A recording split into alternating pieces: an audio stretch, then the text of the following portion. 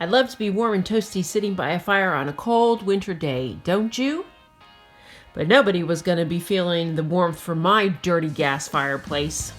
My fireplace hadn't been cleaned in a couple of years, so I decided I really needed to do it. I began by removing the top and the bottom vents. Then I turned off the gas. This is a really important step when you're cleaning a gas fireplace. I needed to remove the glass, so there are some clips on the bottom of my fireplace. I just unclipped those and then pulled the glass forward and lifted it out. I began cleaning from top to bottom.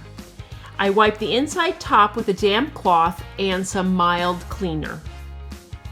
I removed the wood and wiped the grate again with that damp cloth. I need to get in all the nooks and crannies. I removed another log and I carefully swept the holes where the flames come up. They were clogged with dirt. No wonder the fire wasn't burning very brightly. I replaced the logs and then swept them off too.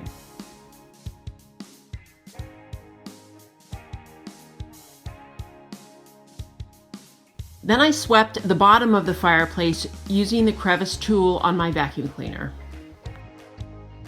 Using a mild soap and water, I cleaned the glass. It was so dirty, I could not believe it. No wonder I couldn't see inside my fireplace.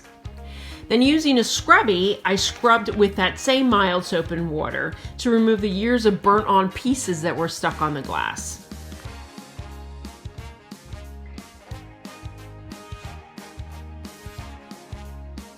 Then, the final step in cleaning that glass was just using window cleaner and a soft cloth.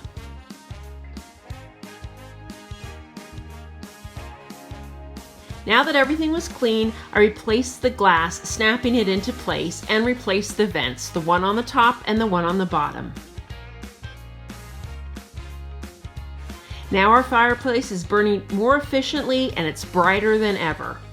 Winter, I'm ready for you now.